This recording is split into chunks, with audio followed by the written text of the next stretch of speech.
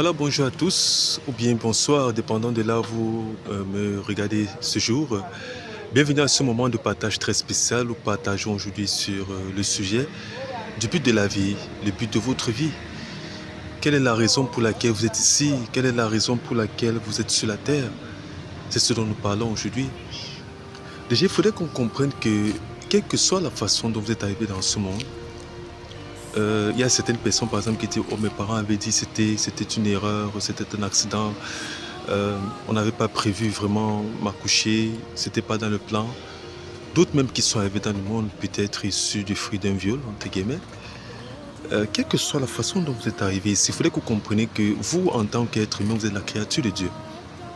Et Dieu, n'est-ce pas, vous ayant créé, sa créature, il a fait, n'est-ce pas, avec un but. Nous ne sommes pas issus des animaux comme peut-être on enseigne dans certains cours d'histoire, dans certaines écoles, dans certains pays. Non. L'homme, n'est-ce pas, vient, n'est-ce pas, de Dieu. Dieu, n'est-ce pas, créé l'homme à son image, à sa ressemblance. Il a créé l'homme, n'est-ce pas, avec un objectif en tête, avec un but en tête. Maintenant, à cause du temps, je ne vais pas entrer dans la genèse des choses, de la création de l'homme, mais de façon très succincte, j'aimerais gentiment vous rappeler que vous n'êtes pas tombé du ciel, pour ainsi dire. Vous n'êtes pas le fruit d'un hasard, vous n'êtes pas juste apparu. Je parle de vous en tant que créature, être vivant, être un être humain. Vous êtes né, n'est-ce pas? Vous êtes la créature de Dieu.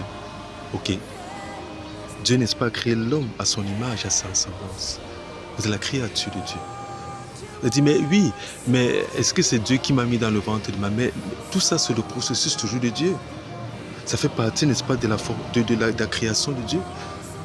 Dieu, n'est-ce pas, a créé le premier homme et la première femme sur la terre. Et il a mis ce processus-là afin qu'il puisse, n'est-ce pas, se reproduire. Donc vous êtes de la même façon que vos parents, une créature de Dieu. Maintenant, vous devez savoir que Dieu, n'est-ce pas, avait un plan à l'origine qui a été entaché. Et voilà, n'est-ce pas, pourquoi aujourd'hui, n'est-ce pas, on parle de Satan, pas, n'est-ce pas, du diable. Pourquoi? Parce que le premier homme sur la terre, Adam, avec sa compagne Ève, sa femme, ont commis, n'est-ce pas, une faute. Et ils ont fait ce que le Seigneur avait demandé de ne pas faire. Et c'est ainsi, n'est-ce pas, que l'autorité que l'homme avait donnée, que Dieu avait donnée, n'est-ce pas, à l'homme, s'est retrouvée, n'est-ce pas, entre les mains du diable. Parce que l'homme, n'est-ce pas, le premier homme sur la terre a péché. Il a commis, n'est-ce pas, une faute.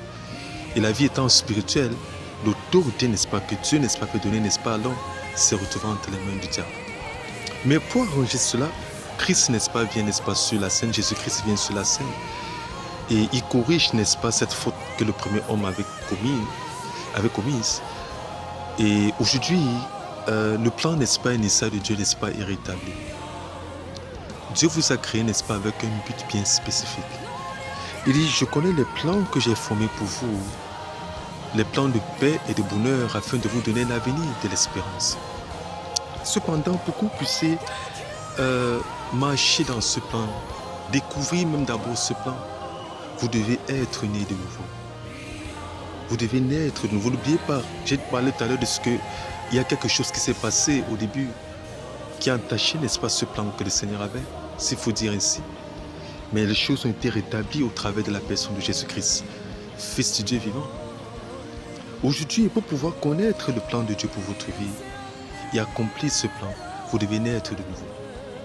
Naître de nouveau ne veut pas dire que vous allez rentrer dans le ventre de votre maman pour ressortir encore, non. Il parle, n'est-ce pas, ici de la nouvelle naissance de votre esprit, de la récréation de votre esprit. N'oubliez pas, l'homme est un esprit, il a mis vie dans un corps. Votre corps, ce n'est pas vous. Votre corps est tout simplement l'outil qui vous permet de pouvoir vous déplacer ou nous voir sur la terre. L'homme est un esprit, il a une âme et vie dans un corps. Vous êtes un esprit, vous avez une âme et vous vivez dans un corps. Votre pensée, ce n'est pas vous, votre corps, ce n'est pas vous. Vous êtes un esprit. Et c'est cet esprit qui doit être recréé. Jésus-Christ a dit dans le livre de Jean 3, verset 3, ne vous étonnez pas, je vous ai dit, si un homme ne naît de nouveau, ne peut voir le royaume de Dieu. Le moment, n'est-ce pas, que vous naissez de nouveau, le moment, n'est-ce pas, vous êtes recréé à l'intérieur, vous devenez une nouvelle personne à l'intérieur, vous pouvez maintenant commencer à comprendre, découvrir le but de Dieu pour votre vie et marcher dans ce but. Mais comment naître de nouveau?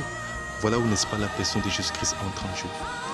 Tout ce que vous avez besoin, n'est-ce pas, pour naître de nouveau. Et naître de nouveau veut dire recevoir C'est vrai, tout à l'heure j'ai dit, c'est être recréé à l'intérieur.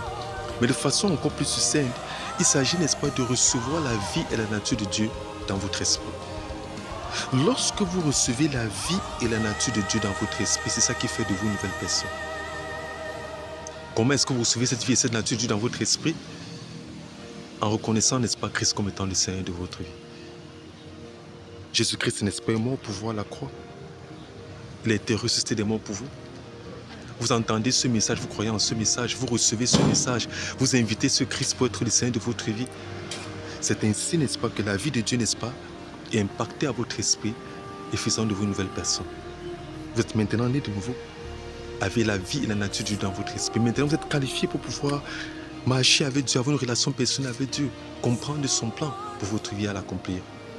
À la prochaine vidéo, on parlera un peu plus de l'œuvre que Jésus-Christ a fait pour nous à la croix. Pourquoi? Parce que les gens disent, mais ce Jésus, on me demande de l'inviter dans mon corps, on me demande de croire en lui. Qu'est-ce qu'il a véritablement fait? Est-ce que j'avais vraiment besoin de lui? On en parlera à la prochaine vidéo.